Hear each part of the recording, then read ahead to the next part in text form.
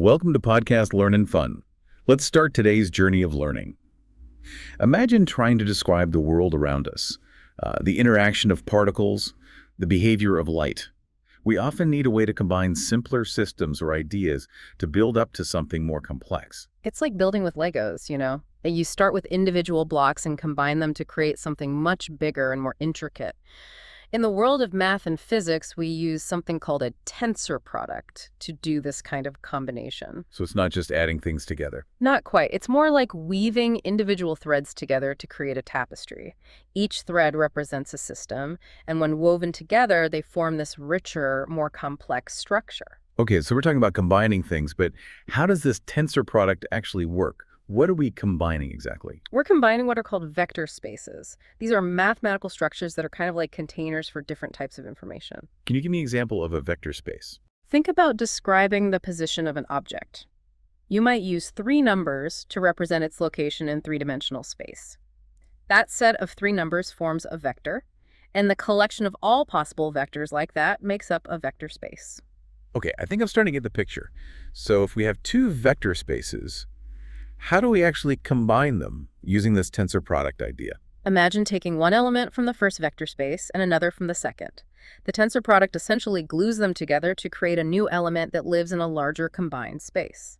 So we're not just adding or multiplying these elements in the usual way, we're creating something entirely new that represents this combined state. Exactly. And what's really powerful is that we can do this with more than just 2 spaces. We can combine many vector spaces together, even an infinite number of them, which makes it incredibly useful for describing complex systems in physics. This is all starting to sound pretty abstract, but you mentioned physics.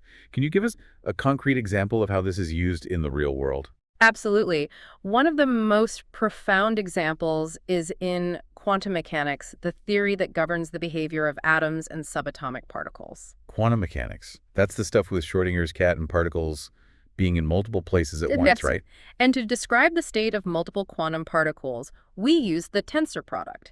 It lets us represent how the states of individual particles are intertwined and influence each other. So instead of just listing the states of each particle separately, we're creating this sort of interconnected web that captures their relationships. It's like they're holding hands mathematically. That's a great way to put it. This ability to capture those relationships is what makes tensor products so essential for understanding the strange and wonderful world of quantum mechanics. This is definitely blowing my mind a little. Okay, so we've got a handle on how to combine different spaces using the tensor product, but what about actions or operations? How do we manipulate these combined systems? That's where things get even more interesting. We use something called an operator to act on these combined systems. Okay, I'm all ears. What's an operator in this context? Think of an operator as a set of instructions that change or transform the system. It's like applying a function that takes the system as input and produces a new output.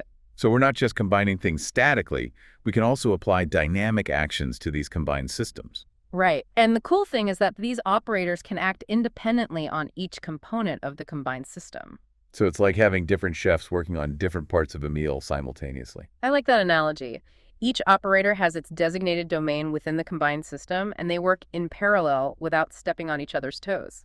But wait, if each operator acts independently, how do we account for any interactions or correlations between the components? That's the magic of it. Even though each operator acts independently, the overall effect on the combined system can still capture those interactions. It's like each chef prepares their dish separately.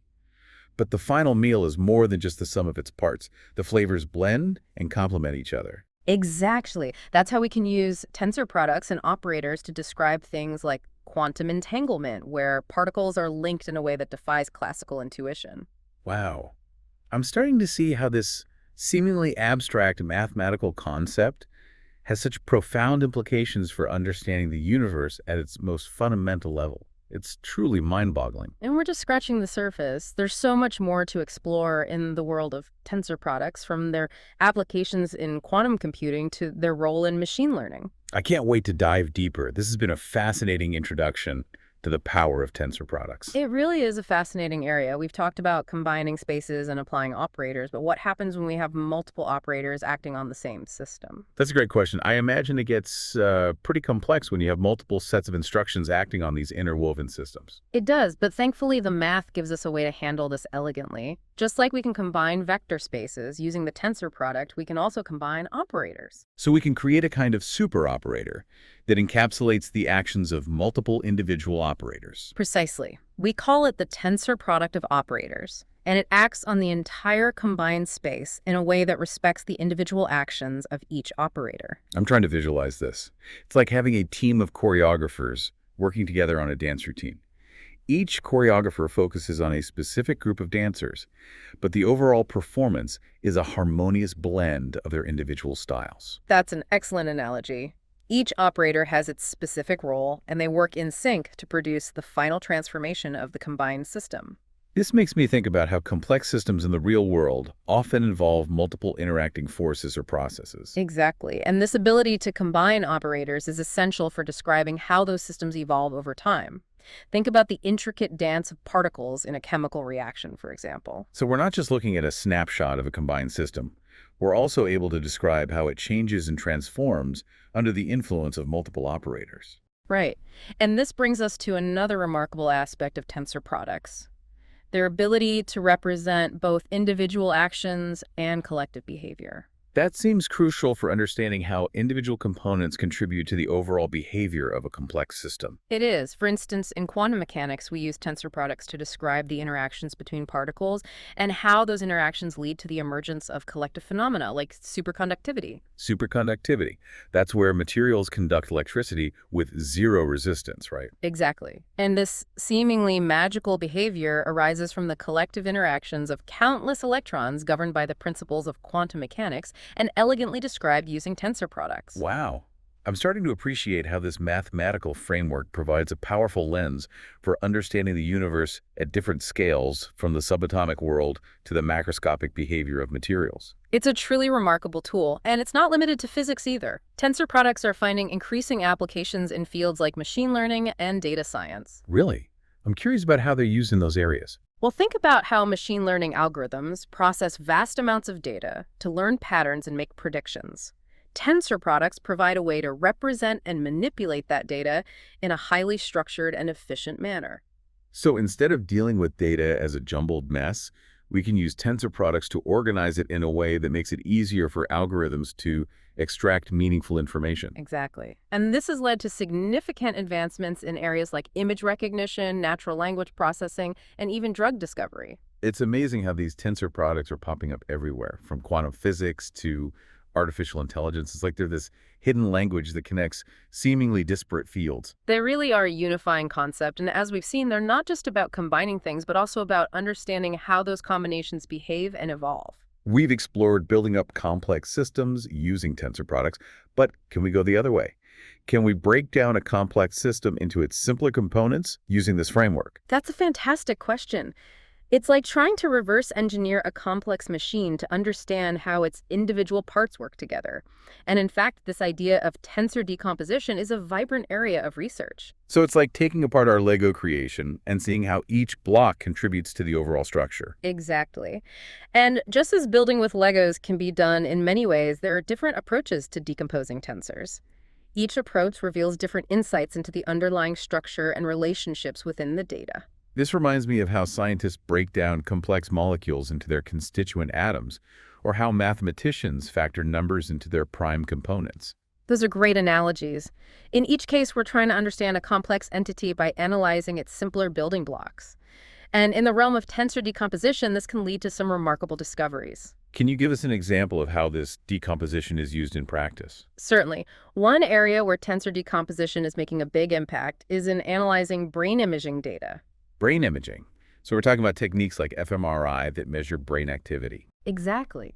By decomposing the complex signals from fMRI scans, researchers can identify different networks of brain regions that activate together during specific tasks or cognitive processes. So it's like taking a tangled web of brain activity and untangling it to see the distinct patterns and connections. That's a great way to put it. And this has the potential to revolutionize our understanding of how the brain works, leading to new insights into conditions like Alzheimer's disease and autism. This is incredible. It seems like tensor decomposition is a powerful tool for making sense of complexity across a wide range of fields. It is. And as our ability to collect and analyze complex data continues to grow, the importance of tensor decomposition will only increase. Well, I think we've had a truly enlightening journey into the world of tensor products. Yeah. We've gone from the basic building blocks to their role in quantum mechanics, machine learning, and even neuroscience. It's been a fascinating journey, and it highlights how a seemingly abstract mathematical concept can have such profound implications for understanding the universe and ourselves. I feel like I've gained a whole new appreciation for the power of math to unlock the secrets of nature. It's mind-boggling to think about the vast potential of tensor products that is still waiting to be explored. I completely agree. It's an exciting time to be working in these fields. Well, on that note of continued exploration and discovery, we'll bring our discussion of tensor products to a close. Thank you for joining us on this incredible learning journey. It's been a pleasure. Thank you for listening to Podcast Learn and Fun. If you like our videos, please subscribe, click the like button, comment, and share. See you next time.